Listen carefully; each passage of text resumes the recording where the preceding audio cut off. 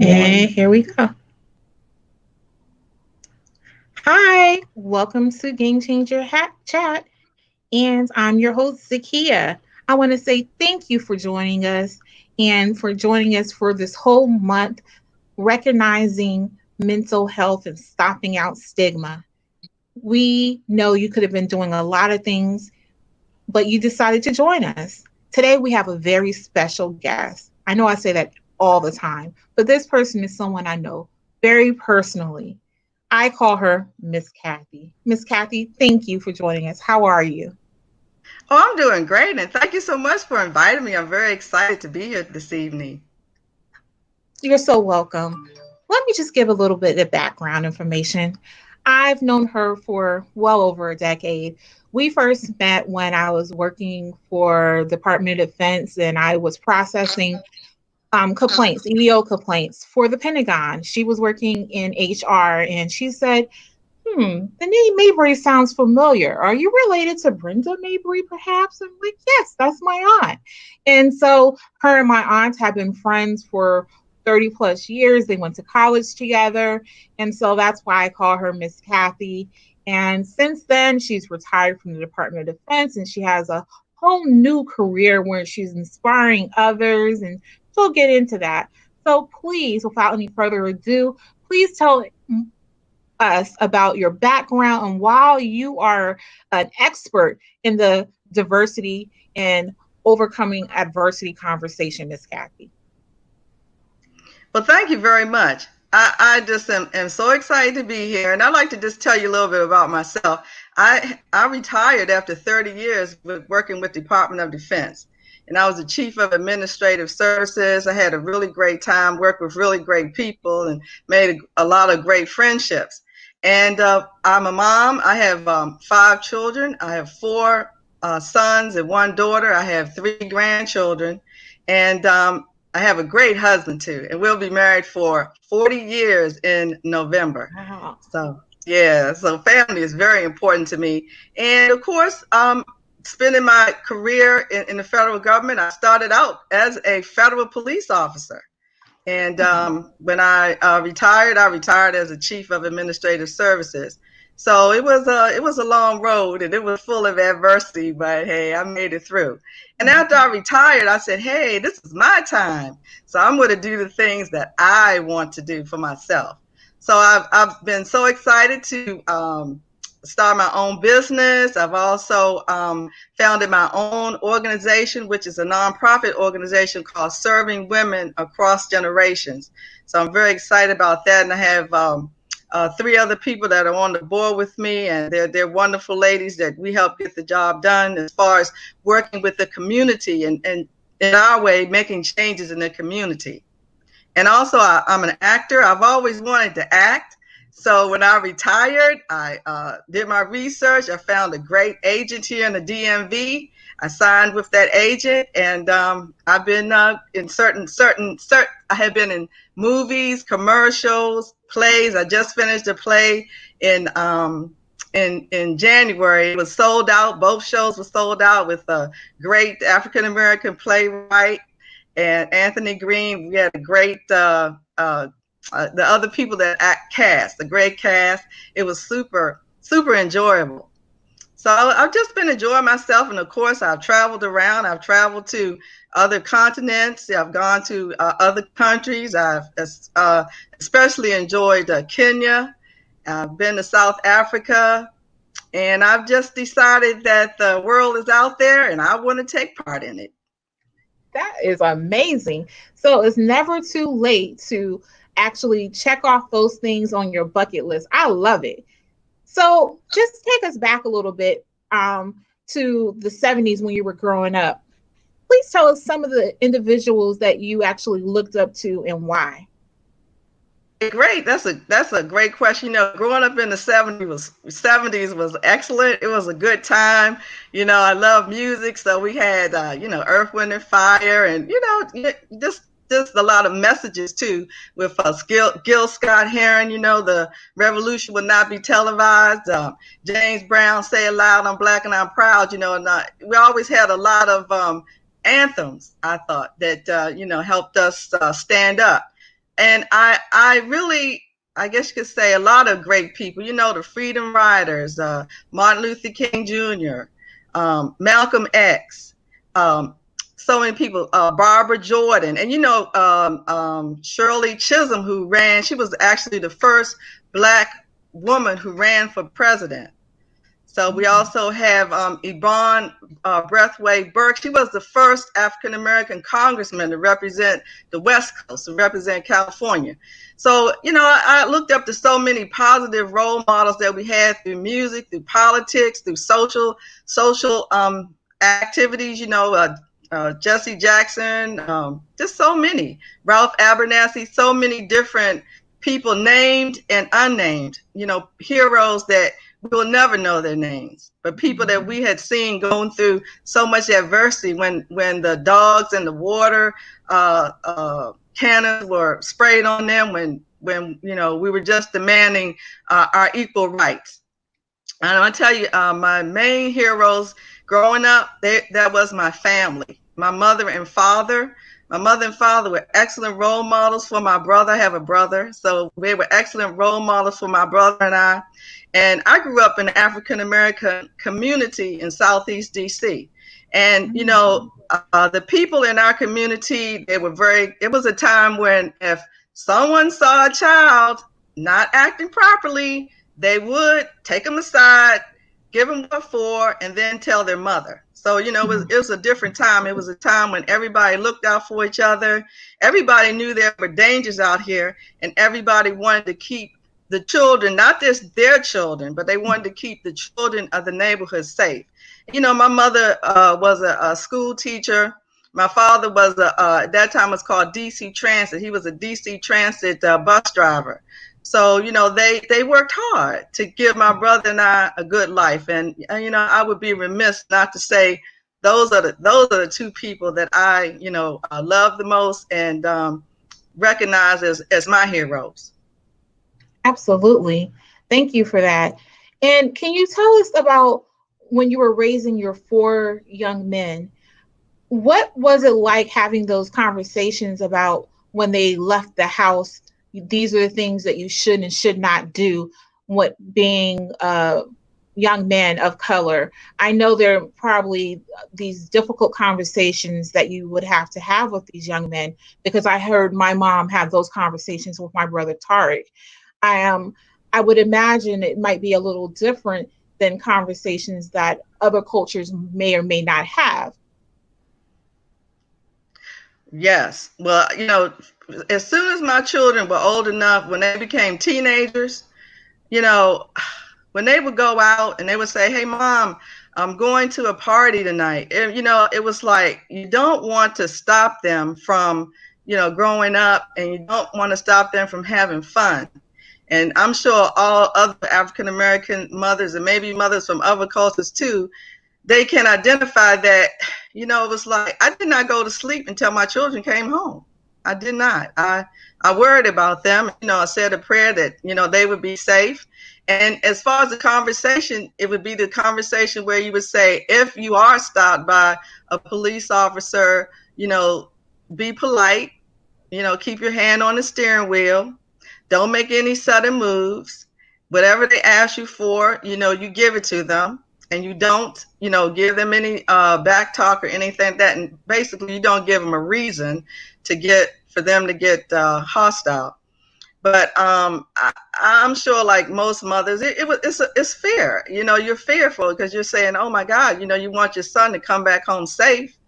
And you know, in more than one occasion, some moms have not seen their sons come back. Absolutely. Thank you for that. And I know I have friends from all different walks of life, different nationalities. My girlfriend Shannon, she will jack your kid up. She's Caucasian. We've been friends since high school. She believes in it takes a village to raise a family as well. And I'm sure she's listening to this. So when I said from your perspective, I was just wondering, but thank you for answering that. Um, Now let's talk about mental health in the COVID age. What are Mm. some of the things that you have done to keep your mental health balanced during this time? Oh yeah, I'm glad you asked that because I'm sure a lot of people are dealing with stress, the stress of not being able to go out and not being able to have the life that they used to have. I mean, I just went out the other day and let me just tell you, I could not wait to get back home. And I'm gonna tell you why. Because I had gone to the store to Walgreens and all of a sudden I looked down on the floor and these big blue dots that say, okay, stay in this dot until the next person moves forward. So in other words, social distancing, say stick 6 feet away from that person. And it's like, I hadn't been to Walgreens before, since before the COVID. And it was like, wow, what's going on here? And then I had gone to the beauty supply store, and believe it or not, they had curbside service, but Mm. you had to uh, call on the phone, walk to the window and give them your information, your card information Oh, and your number.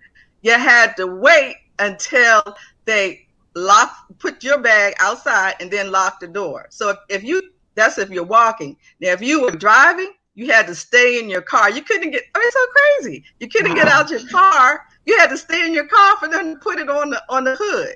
I mean, it's like that could just unnerve a person, especially if they haven't been out in a while and they say, oh, I'm just going to go to the store and, maybe take care of a little business. And they come across this, it's like, whoa.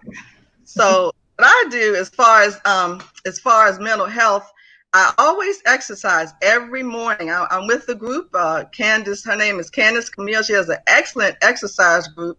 6 a.m. I'm up Monday through Friday. I think it's very important to maintain your mental health by exercising. Mhm. Also, I've decided to work on eating better. It's very important to eat healthy foods. And I know it can be stressful and you might want to snack on that potato chip or maybe that Snicker, but perhaps you could, I guess you could say exchange that for maybe cauliflower or grapes or something different. So I'm really thinking about my health as far as good eating habits.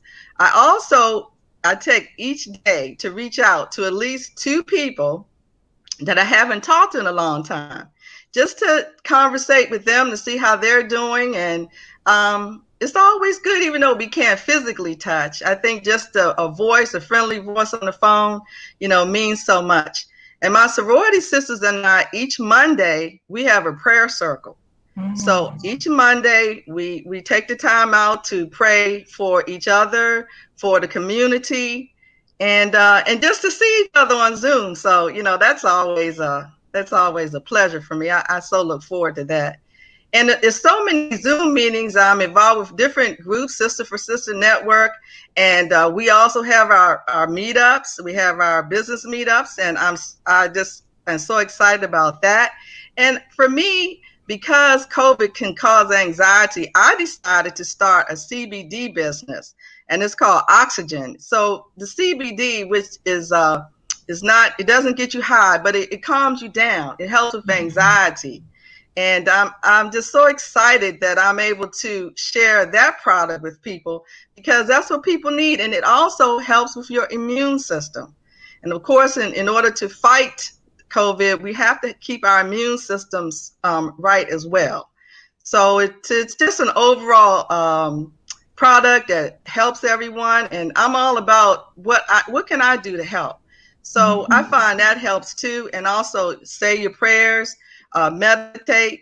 But even if you're an introvert, a lot of introverted people feel that this is a good time for them because they can be quiet and they don't necessarily have to be social.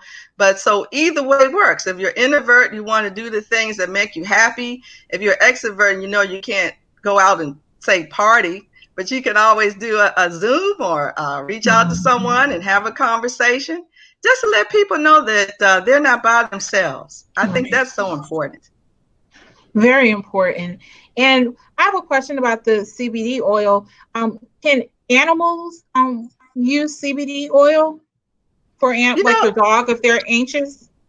Yes, as a matter of fact, we have a product for that. We Okay. have the pet treats. And the Okay. pet treats are good for dogs who, are anxious and sometimes doing like say when it's a lot of thunder or, Yes. turmoil, some little dogs they'll get nervous and they'll say run under a table or something like that. The CBD calms your pets down too, dogs and cats, and because they too have we call it an endocannabinoid system. So they have a system of receptors where the product will help them.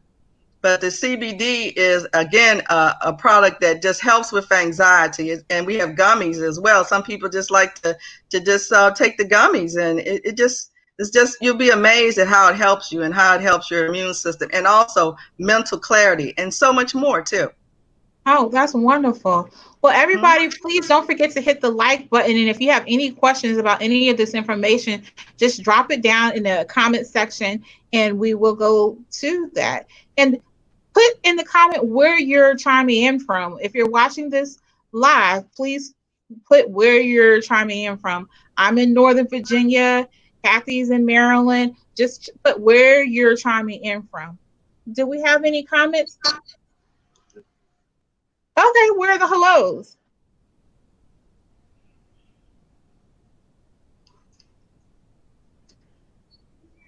Okay, Mark is saying hello from Arizona. Juan is saying hello. Thank you for chiming in. Okay, anybody else, just feel free to drop it in the comment.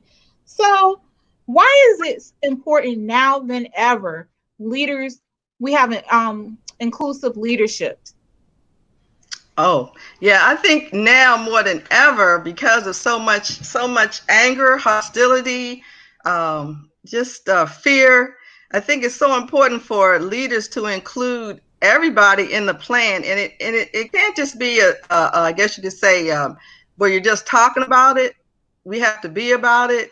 Leaders Mhm. have to come together and have a plan of how we can include everybody, because everyone brings something to the table. Right. And right now, all we're getting is divisiveness, fear, and it's just it's not what America is about. No. America, to me, is not about separatism. It's Mm-mm. about inclusivity. Mhm. It's about coming together. And at this point, that's not what's going on. And I feel that leaders need to recognize that we're all in this together. So nobody's a separate country or a separate unit. We all are, I guess you could say, 6 degrees of separation. Yes. So I just think that it's important at this time to be inclusive. Again, every how you can miss out on so many talents. You can miss Mhm. out on so many gains, so much like richness. By just being not including someone. It's ridiculous to me. Everybody has something that they can bring to the table to make America better. Absolutely. I concur with that. Let's discuss the isms: sexism, ageism, racism, ableism, and how it affects employees and organizations. You've worked in government and HR. Why are these isms? How is it negatively impacting employees? I think the isms negatively impact employees based on how they feel about themselves. Again, it goes back to the fact that if an employee might feel based on how they're treated, that maybe because they're a certain age, what they have to say is not heard, or because of ableism, what they're not doing it to the level that another person feel that they may do it. So to me, it's just a matter of the people realizing that everybody again brings something to the table, and they have to get past the racism, the sexism, um, allowing people to be who they are, and realizing again that everybody has something to bring to the table, and that everybody is not like you. And because people are not like you, or because if they have a situation where you can't see it, so it's like, wow, well, we're going to treat you a certain way because, well, you didn't tell us, or we don't know about it. But it's not your place to know about it. It's their place to take care of the problem that they have their way, and they don't have to let everybody know what's going on with them. And I just think that as long as a person is able to do their job, and just that's the key. Just let a person do their job without putting your undue, I guess you could say, ideals that you have, or what you think a person should be like, or how you think a person should do a thing. That should not be involved with it. It should be acceptance, and that's what needs to be taken care of. Right. It should be about people's knowledge, skills, and abilities, and focus on what they're bringing to the table. Um, so I guess that goes back to people need to have more candid conversations about these things so that we can come to an understanding about how we can actually work together instead of about how we're not how we're working apart, maybe. Right. So I guess it also starts with leadership, as you talked about before. We have to have leadership buy-in um, Mhm. on the on the micro level. I'm sorry, macro level, Pro level. in order for Mhm. the change to happen. Um, Right. And we have to have leadership buy-in, but also it has to be more than just we're going to talk about this situation, and it needs to be more than, let's have a kumbaya moment. Let's bring everybody in. Let's be warm and fuzzy, and get into feelings. No, it has to be policies put in place. It has to be training put in place, and it has to be frank, open, honest conversations taking place. Absolutely. I totally concur. If you guys agree who are watching this, just go ahead and hit like. If you believe that it's a training and a leadership issue, hit like. Whether it's your organization that you're working with currently or one you worked for in the past, do you believe that training and leadership buy-in is the crust of how we can get this to change nationally? Yeah. And also, I was just going to say, it's not so much about checking a box. Oh, A lot of times, absolutely. The yeah, climate surveys, DOD, absolutely. right, Yes. exactly. It's more than that. You're No, dealing with people's lives. You're dealing with people's absolutely. psyches. Hmm. Yeah, So, I remember the days when working in EEO, we had to do MD 715, Management Directive 715. And mhm. I did not, working for this particular agency, did not want to literally check the box on something because we weren't doing it in this particular agency. So I had a lot of pushback for senior leadership saying, well, no, Miss Mabry, you need to check the box. I'm like, I'm not going to check the box. And I did have some repercussions for not wanting to check the box, but it was bigger than that. It was because we weren't doing what we needed to do as an Mhm. agency. But why not take the proactive steps to do a barrier analysis and work a plan to actually to change what needed to be changed.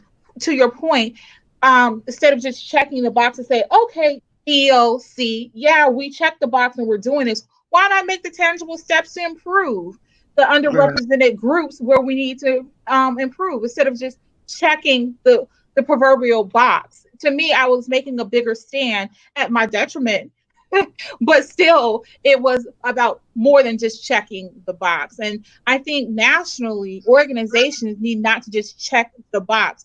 The mission statement that they have on their organization, are you just saying that? Are you just talking the talk, or are you really walking the walk? Look at your numbers where There you you go. have areas of representation when it's applicable to individuals with disabilities, minorities. What are you really doing in your organization? Because people talk. I mean, you can look at Glassdoor. What are people saying about your organization? Because is it really matching what you're saying in your mission statement? So Right. yeah, to your point, don't just check the box, because when you start digging a little deeper, the truth really does come out. Mhm. Um, Absolutely. as we look to change the narrative on inclusion and removing the stigma of mental health conditions, it's important. Therefore, mental health conditions is important. So let's talk about measuring what matters, right? Why is it important organizations take tangible steps to measure unrepresented groups like individuals with various disabilities? Why should they measure what where they improve with their hiring initiatives, with individuals with disabilities?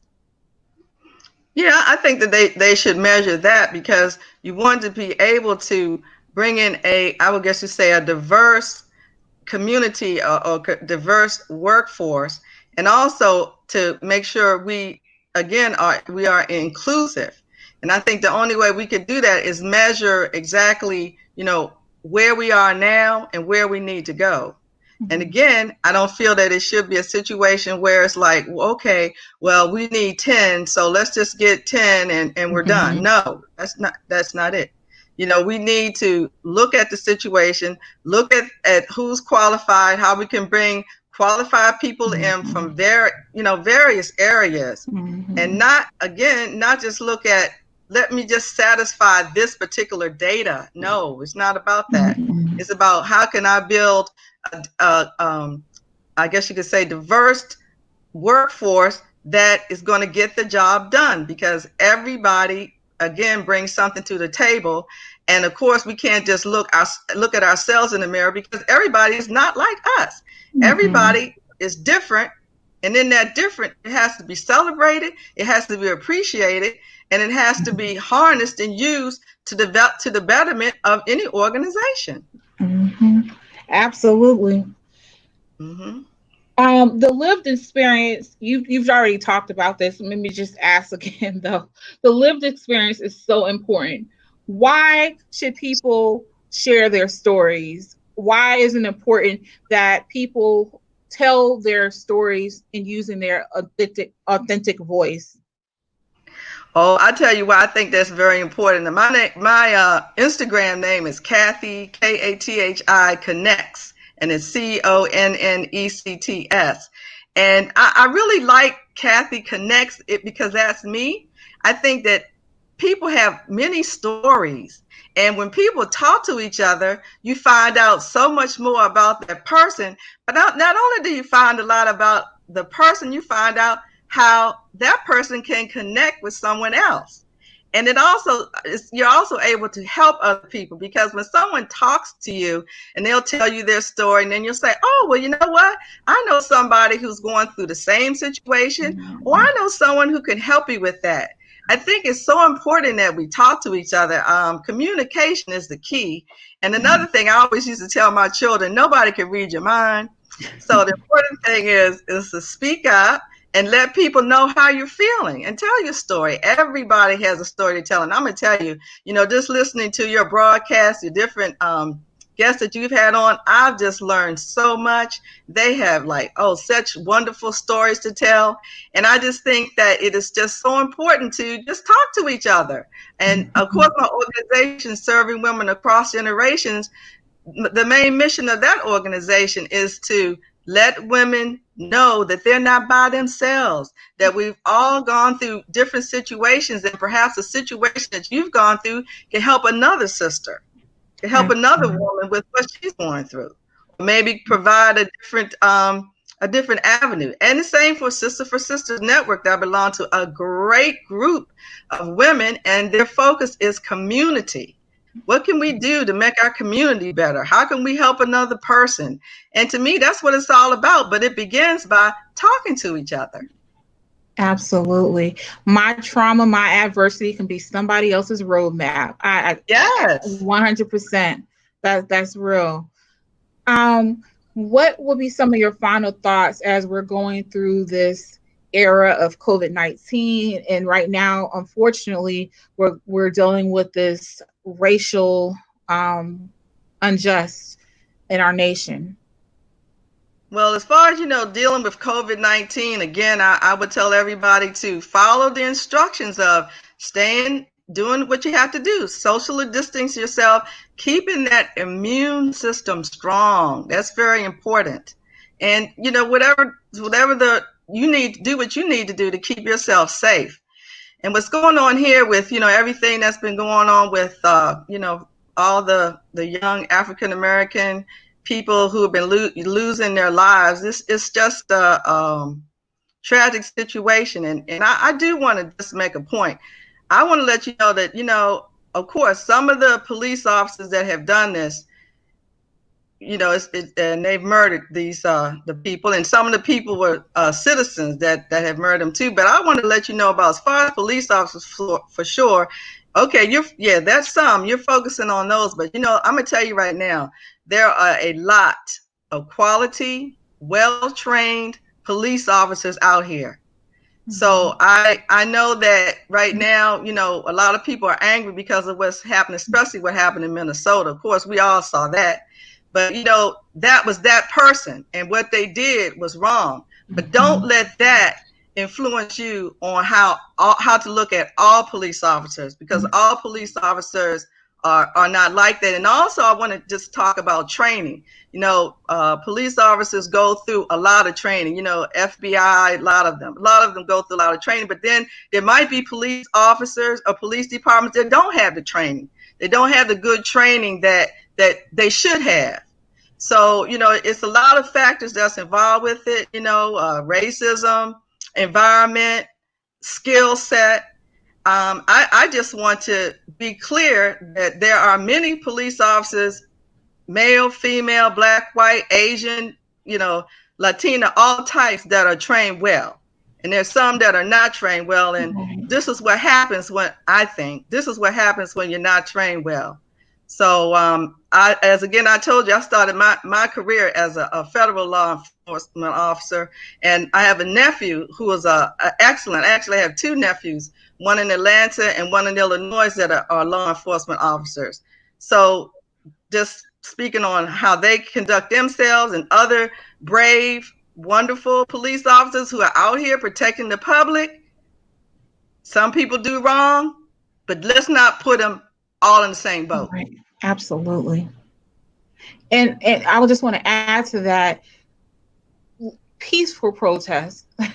But burning down your own community, what does that solve? That doesn't solve anything. So I my heart bleeds for George Floyd's family, Yeah. and and in everybody who's been affected. But we need to focus on solutions, not Yeah. adding to problems, and peaceful protests, having conversations, not destructing. That does not work for anyone. Right. And I also feel like you're saying we should definitely, when you talk about leadership, when you hear a president saying, when the looting starts, the shooting starts, that's not a good for a president to say something like that. That doesn't send a good message at all. So the thing about it is, we just have to be above that. When they go low, we go high, and we're just above that. And just as you say, you can protest peacefully too. And also, I don't necessarily believe that all the trouble was necessarily started. I believe there might have been interlopers that came in to exacerbate the situation as well. Right. Rhonda has a comment. She says, one thing about COVID-19, there will be someday be a vaccine to make it not a non-issue in the future. Racism is a chronic issue, societal issue. We need to get serious about an end date. Absolutely. Thank you, Right. Rhonda. Mm-hmm. And Miss Kathy, can you please share with everyone ways in which people can get in contact with you? Yes, you may get in contact with me by going to my Facebook, Kathy Muhammad. It's Muhammad. You can also visit, if you would like some more information about the CBD products that can help with your immune system, and also mental clarity and anxiety. You can go to Oxygen, and that's oxygen.com the letter L1444866. Or you can also email me too, Kathy, KATHIMUH1 @gmail.com. And I do want to say that, racism is institutionalized. And who wants to live in an institution? So we have to have the conversation and get our leadership straight on how to train police officers, because it's always going to be fear. Blacks fear whites, whites fear blacks. different people fear different people. I mean, I saw an Asian reporter that was asked to leave the beach and go back to China. So it's just crazy. Mm-mm. Racism, we have to do something about it. Absolutely. And I also want to remind everyone that all these videos are also on YouTube, where they're captioned for individuals who prefer to see them or need them for disability reasons to see Oh, on great. closed captioning. You can watch them on the YouTube, and we'll provide a link. Pinky says hello. She's one of the Okay. people I communicate with quite often. Hey, Pinky. And so, with that, we're wrapping up the series, Resilience Over Stigma. I appreciate everyone for tuning in. We had over 1,000, close to 1,700 people RSVP for this series and have been watching them throughout the whole month. So, thank you for that. And Wow. Great. please sign up to be part of my new business Facebook page, which is the Global Diversity and Inclusion Strategic Planning. And we hope to see you next time. Thank you for joining. And join my private Facebook page. The link is down there, where we'll be having candid conversations with Zakiya. And you can win some prizes. Thank you for joining, and we'll see you next time. Peace, love, and many blessings. Bye. Bye. Thank you. Thank you. Thank you.